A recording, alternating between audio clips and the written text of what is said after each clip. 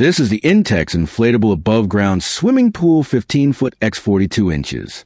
I just wanted to share my experience with this in case anyone else is considering it. The size was the main reason I chose this pool. It takes up a 15-foot wide area at the base, so it needs a lot of open yard space. The swimming area is smaller because the sides angle inward at the water line. It feels closer to a 12 or 13-foot pool. That was noticeable once I got inside, but there was still enough room for several people to sit, float, and move around without feeling too crowded. The 42-inch height also does not mean I get 42 inches of water. I filled it to the recommended level near the bottom of the inflatable ring. That gave me about 3 feet of usable water depth. It works well for cooling off, floating, and casual family use. It is not deep enough for diving, and I would never treat it like a diving pool. Setup was simple, but preparing the ground took much longer than setting up the pool itself. The liner unfolds, the top ring gets inflated, and the walls rise as the pool fills. I did not need tools to assemble the main pool. I had it unfolded and ready for water in around half an hour. Getting the ground level was the difficult part. I was worried about this before setting it up, and that concern was justified. A small slope becomes easy to see once thousands of gallons of water are inside. I checked the area with a level and removed soil from the high spots. I did not add loose dirt to the low side because it can compress under the weight. I added about an inch of water and stopped to smooth the bottom. This gave me enough time to push the wrinkles toward the outside edge. After a few more inches of water went in, the floor became too heavy to adjust. Taking a few extra minutes here made cleaning easier later because dirt did not collect in deep folds. Filling the pool took several hours with my garden hose.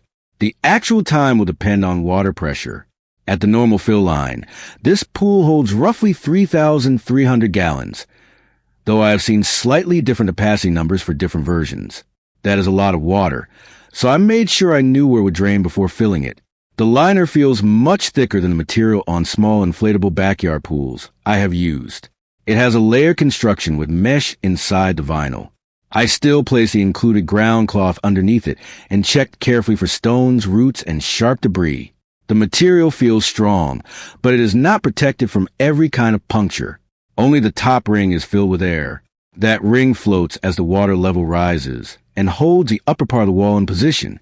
I left a little softness in it instead of making it completely rigid. The air expands when it gets hot outside, so overinflating it early in the morning can put extra pressure on the seams later in the day. The ring is also the part one watch most closely.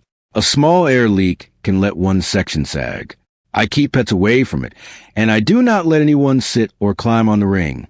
After spending time in direct sunlight, the vinyl can also become more vulnerable to cracking. I use the cover when the pool is not being used, though the cover itself can be awkward to put on without another person helping. The included ladder does the job.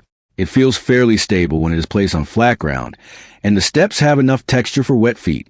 I still climb slowly because it is a light pool ladder, not a fixed set of stairs.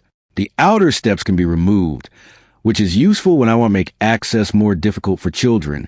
I still treat a separate fence and close supervision as necessary. A cover and removable steps are not substitutes for that. The included filter pump is usable, but it is the part one I've been least satisfied with. Its pump rating is around 1,000 gallons per hour, while the actual flow through the full system is lower. With more than 3,000 gallons in the pool, circulation takes time. I run the pump for several hours each day. During hot weather or after several people have been swimming, I sometimes run it longer.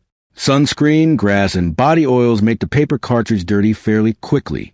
I rinse the cartridge with a hose every few days and replace it when cleaning no longer restores the flow. Compared with the steel frame pool I used before, this one is faster to set up and easier to store. There are no frame pieces to sort or connect. The soft ring is also comfortable to lean against. The trade-off is that the shape depends on water pressure and a properly inflated ring. A frame pool feels more rigid and keeps more its full width at the top. Daily cleaning is manageable, but it is not automatic. I skim leaves from the surface, brush the bottom, check the filter, and test the water. I use a floating chlorine dispenser and keep an eye on the chlorine and pH levels. If I skip those checks during warm weather, the water starts getting cloudy faster than I expected. I noticed that brushing the floors shortly before running the pump helps lift fine dirt into the water. The filter can catch some of it once it is moving. Heavier debris still needs to be removed with a pool vacuum or net. The included pump does not remove everything on its own. Draining and storage also take planning. The drain fitting helps direct the water through a hose, but emptying thousands of gallons is slow. I make sure the water will not run toward the house or a neighbor's yard. Before folding the liner, I wash it and let it dry completely. Folding it while damp can lead to mold and unpleasant smells during storage. This pool makes sense for me because I wanted a seasonal pool with enough room for family use, but I did not want to assemble metal frame. It works best when I have a large, flat yard and enough time for regular water care. It would not be my choice for a sloped yard, a very small space, or a situation where I want almost no maintenance. My experience has been good as long as I stay realistic about what it is. It gives me a useful amount of swimming space. Setup is straightforward, and storage is easier than with a rigid pool. The smaller swimming diameter, the sensitive top ring, and the modest filter pump are the main compromises. I would recommend it for casual summer use if I can prepare a truly level base and keep up with cleaning and water treatment. If anyone has questions about the setup, the pump, or how it feels after regular use, leave them in the comments. I will leave all the information about the INTEX Inflatable AboveGround Swimming Pool 15-foot x 42 inches in the comments. I hope to see you again in the following videos.